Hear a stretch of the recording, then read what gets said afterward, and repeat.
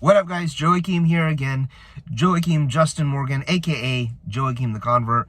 And in this video, I'm going to talk a little bit about will the Great Schism ever end? This was a question that came up on Reddit, I think, and I saw it, and I actually have some thoughts that I don't know if I've ever shared before, but there's kind of two sides that I often see presented in this conversation, and one discusses ecumenism, and the other discusses the unity of the church. So there are a variety of prayers that we say during the Divine Liturgy that we would be one as Christ is one, I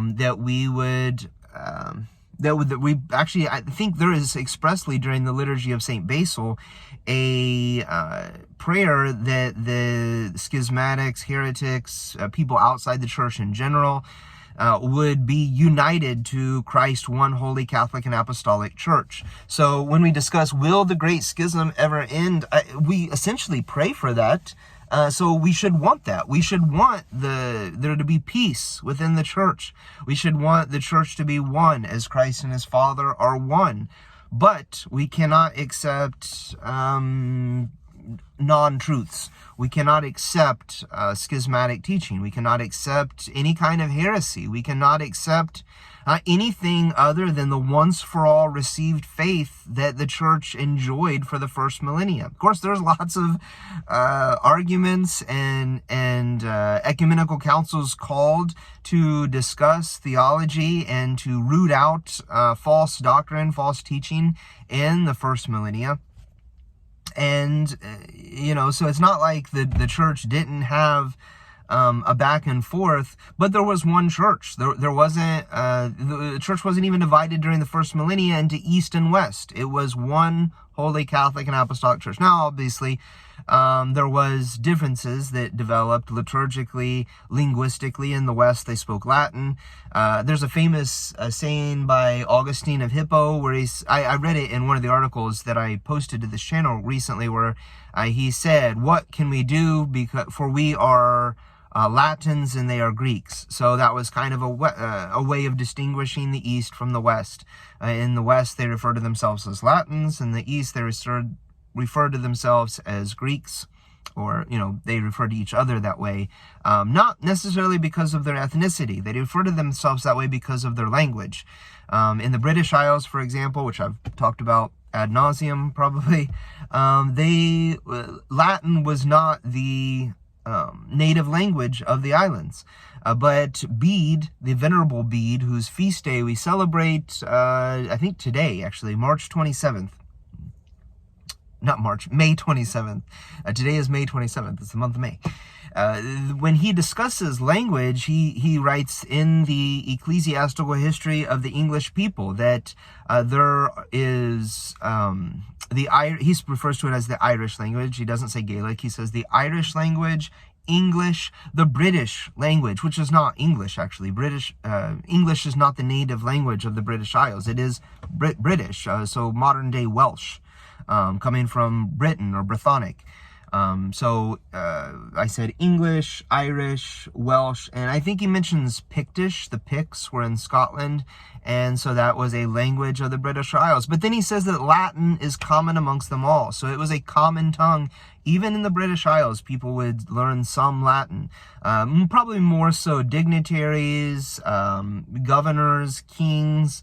If you were a scribe, definitely in the church, Latin was obviously the primary language amongst the Celtic Christians. All of the writings that we have from Celtic Christianity is recorded in Latin.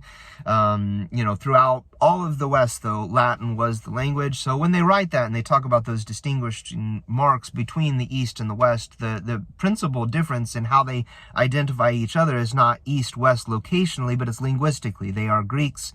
We are Latins. So when we talk about the schism, though, I view Latin as early as first millennia Latin as an Orthodox language. I don't view it as anything else. When I look at Bede or Western saints like Augustine of Hippo or Augustine of Canterbury or St. Patrick or any of those saints, those are those belong to the Orthodox Church. And to me, at least, somebody else might view it differently, but to me, those are uniquely and inherently parts of the Orthodox Church, because they proclaimed the Orthodox faith. They were in communion with the Orthodox Church and the one holy Catholic and Apostolic Church of the Orthodox Christians. And, similarly to today, many of those Celtic Christians in particular shared a different calendar. They did not accept the calendar of Rome. So they share far more in common in a variety of ways with the Church of the Orthodox, that we now call Orthodox churches under the patriarchs of the East. Will we ever come out of schism? I don't know. I think probably organically, people will navigate and hold to the faith that is true, and over time, one of them will diminish and one will increase. And today, under Pope Francis, I see lots of Catholics leaving the Catholic Church, not because of, and I'm not talking about like Catholics that just are unfaithful, they just don't care about the church. I'm talking about Catholics that do care about the church. They see the issues. They see the Pope praying towards Mecca with Muslim imams. You can't do that. That's not part of the canons of the church. If you were a priest according to the canons of the church, if you align yourself with the schismatics or the heretics or other religions, people who worship other gods, then, you're one of them. And so they see that. They see the Pachamama idol in the Vatican. They see, all of these issues. They see the Pope waging an all-out war against the more traditional forms of the Mass and forcing people to move towards neo-modernist, the Novus Ordo, the New Order Mass. And I see people leaving the Catholic Church over those things. And where do they go? They usually kind of flounder around for a while, seek out different forms, and a lot of them actually end up in the Orthodox Church. So, I've seen it the other way around too, where people left the Orthodox Church for one reason or another.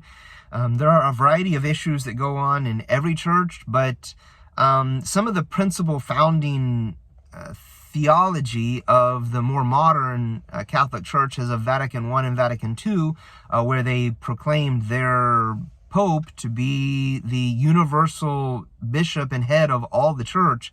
That was not a doctrine. That was not a theology of the first millennia. That was not codified until, I think, Vatican I. So, you got a real problem if that's one of your principal teachings and doctrines, and it wasn't even an official theology until the 20th century, or, the end of the 19th century. So, whatever, I'm an Orthodox Christian, for better, for worse, for richer or poorer, I guess. So you do see, I think, Orthodox Christians leaving the church to go to, I saw somebody go to Anglicanism recently, a priest named Matthew Joyner, Matthew or Mike, is Matthew Joyner. And oddly enough, he made a lot of claims about disagreements he had with Orthodox theology, but some of the things he said weren't even actual teachings of the Orthodox Church. So, why he's choosing to say that or do that, I don't know. But, things happen. People get upset. People make bad decisions, I think. But as far as the schism ending between the two churches, I think that time will tell. It's been 1,000 years. That seems like it should be a long time, but things take a long time to develop, I guess. During the first, up until Vatican I don't know that the actual theology of the church out of the Vatican, the Latin church, the Catholic church, we say in English, and the churches of the East, the Orthodox Catholic Church, I don't know that the theology was significantly different between them. It's not really until Vatican I that a lot of those things that Catholics viewed as being very different, or the theology of the church as being very different, was actually put into writing. And since then, I think just in the last 100 years, there has been actually a major divide. I think that the new age kind of Novus Ordo, very liberal, very leftist, very left-wing politics pushing Catholic Church has become the norm for the Catholic Church. And I hope that doesn't happen to the Orthodox Church. If it did, it wouldn't make the church any less Orthodox, but it would make our I think that it's a movement away from the way that more ancient Christians, a lot of the things that are pushed in left-wing politics, which I don't think left-wing or right-wing politics should be part of the church at all. But, I see one pervading the church, whereas the other isn't. So I don't necessarily see it as much where right-wing politics are invading into the church space, whereas I do see a lot of the social justice narratives of liberal left-wing politics, especially American politics, pushing its way into the church. And I see the Pope kind of, the Vatican Pope, kind of rewording or reiterating some of those things, some of those policies. And, there's a back and forth push with, I think, American Catholics who I think are actually in many ways more Orthodox than the Pope. So I don't know. It'll be really interesting to see. I hope that there does come unity within the church. I think that within the Orthodox Church, not even talking about the schism, just talking about unity, I think that we are weak and divided in America because we do kind of separate ourselves out into these ethnic affiliations. If we were one church unified as one American Orthodox Church, and that's not to say that I think that should be the OCA or any other church claiming to be the American Orthodox Church, but just the idea that in America there was one unified church, then yeah, I think that we would be significantly stronger. I think lots of Americans would be more aware of the Orthodox Church. I think more people would see the beauty and the holiness of the one holy Catholic and Apostolic Church of the Orthodox Christians, and they would undeniably view that as the place to go to seek Christ, to seek to be near God, to seek to be part of the church. And so we should pray for unity, but we should not accept anything short of the inherited faith of the apostles. You guys take it easy, and I'll talk to you in the next video.